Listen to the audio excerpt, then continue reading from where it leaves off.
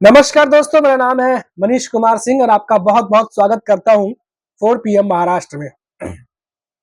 दोस्तों, महाराष्ट्र में इन दिनों अमित शाह के एक बयान को लेकर के राजनीतिक हलचल जो है वो मची हुई है। अमित शाह जो है वो पुणे आए थे, जहां बीजेपी का एक अधिवेशन होना था, सम्मेलन होना था। और इस सम्मेलन में उन्होंने अमित शाह जो है उन्होंने शरद पवार और उद्धव ठाकरे दोनों पे निशाना साधा, राहुल गांधी पे भी निशाना साधा। लेकिन महाराष्ट्र में राजनीति जो गरमाई है वो शरद पवार पर दिए बयान को लेकर गरमाई है। अब अमित शाह ने शरद पवार को भ्रष्ट जो है वो कहा है और इससे नाराज जो हो गए हैं वो अजीत गुट के नेता हो गए, यानी अपने ही मायावती के जो अलायंस पार्टी है अजीत पवार के एनसीपी, उनके कुछ नेता जो है वो नाराज हो गए। अब माना जा रहा है कि ये जो बयान है इसका खामियाजा महायुति को विधानसभा चुनाव में भी उठाना पड़ सकता है, क्योंकि कई सारे ऐसे नेता थे जो अंदर ही अंदर शरद पवार के पार्टी से जुड़े हुए थे और बातचीत उनकी चल रही थी। अब ऐसे में शरद पवार के खिलाफ इस तरीके से बयानबाजी करना, अमित शाह ने तो बयानबाजी कर दी, अब महायुति जो गठबंधन है महाराष्ट्र में उस पर कहीं मुसीबत न टूट पड़े।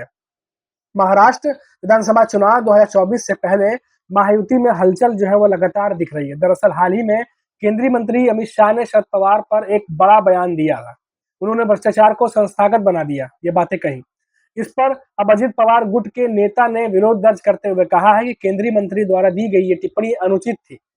और जानकारी के लिए आपको बता दें कि अजित पवार गुट जो है वो एनसीपी महाराष्ट्र में बीजेपी का ही गठबंधन का हिस्सा है।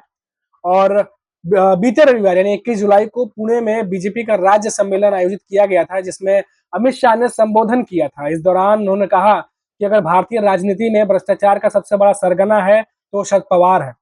इसको लेकर के मेरे मन में कोई भ्रम नहीं है। मैं खुले तौर पर कह रहा हूं कि शरद पवार ने देश में भ्रष्टाचार को संस्थागत बना दिया है। ये बातें अमित शाह ने कही थी।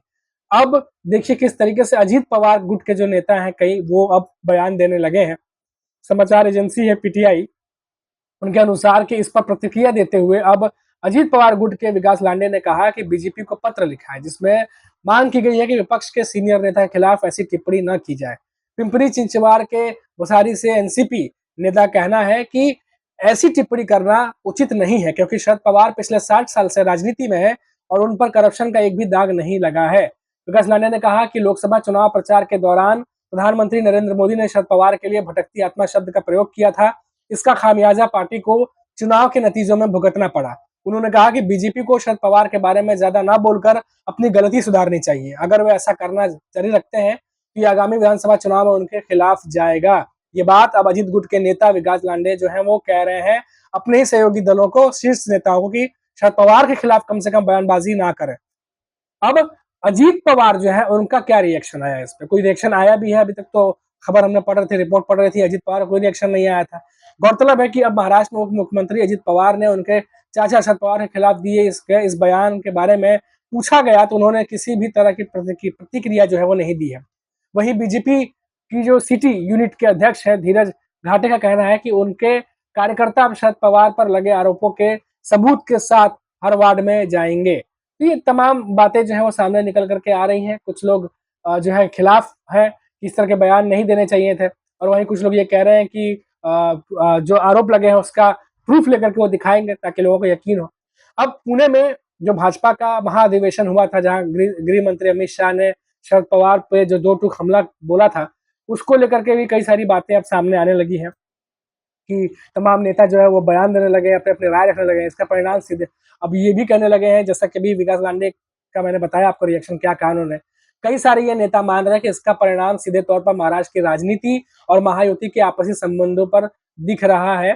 और अमित शाह ने शरद पवार पर जो टिप्पणी की है उस पर अब राष्ट्रवादी कांग्रेस के नेताओं ने भी आपत्ति जो है वो जताई है, जैसा कि मैंने आपको बताया है। अब देखिए कि ये लोकसभा चुनाव में जब क्यों ये आपत्ति जताई जा रही है, आप देखिए। अगर आप उदाहरण के तौर पर समझिए तो लोकसभा चुनाव में जब शरद पवार पर नरेंद्र मोदी जब महाराष्ट्र आए थे तो उन्होंने लगातार हमला बोला था, और उद्धव ठाकरे पे भी बोला था और संजय शरद पवार पे भी बोला था। लेकिन शरद पवार को लेकर के वो कई सारी ऐसी बातें कहे गए थे जो कि शरद पवार के पार्टी के नेताओं के साथ साथ खुद अजित पवार के जो पार्टी के नेता हैं और तमाम जो बाकी दल के नेता उनको नागवार गुजरी थी, उन्हें सही नहीं लगी थी। भटकती आत्मा तक कहा था उन्हें।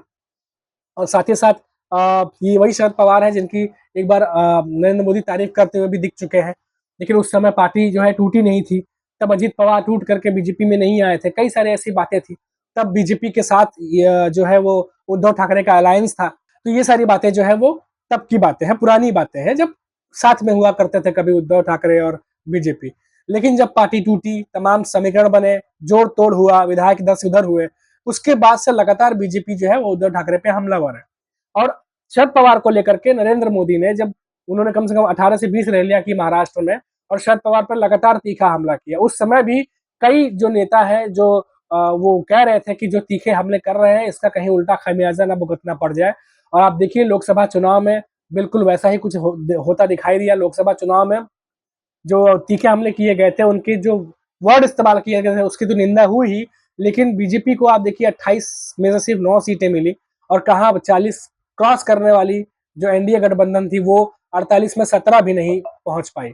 तो ये एक बड़ा चीज देखने को मिला। अब ऐसे में अमित शाह फिर आए हैं महाराष्ट्र में और अभी विधानसभा चुनाव में बहुत ज्यादा समय नहीं बचा है और फिर से उन्होंने शरद पवार पर निशाना साधा है और इस बार तो काफी ज्यादा कुछ बोल गए हैं वो, इसीलिए शायद सुप्रिया सुले का भी रिएक्शन आ रहा है, उद्धव ठाकरे पे रिएक्शन दिया इसीलिए संजय राउत का भी रिएक्शन आ रहा है।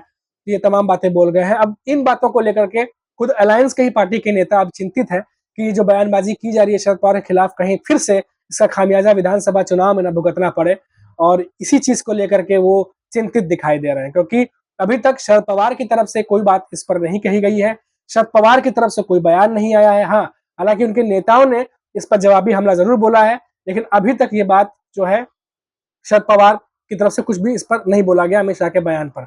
हाँ, ये जरूर है कि अमित शाह जब ये इन पर हमला हुआ उसके एक दिन बाद ही वो सीएम एकनाथ शिंदे से मुलाकात करने पहुंच जाते हैं और जहां वो जो लोकल इश्यूज हैं उसको लेकर के बातचीत करते हैं, चाहे वो चीनी की बात हो, कारखानों की बात हो, किसानों की बात हो, उसको लेकर के बातचीत हुई है सीएम एकनाथ शिंदे से। ये खबर निकल के सामने आ रही है, लेकिन बात सिर्फ इतनी ही हुई होगी ये भी जो है पचाना मुश्किल है, क्योंकि दोनों शीर्ष के नेता हैं और जाहिर सी बात है जब साथ में बैठे हैं तो बातें और भी हुई होंगी, लेकिन ये बातें क्या हुई हैं वो सामने नहीं आई हैं।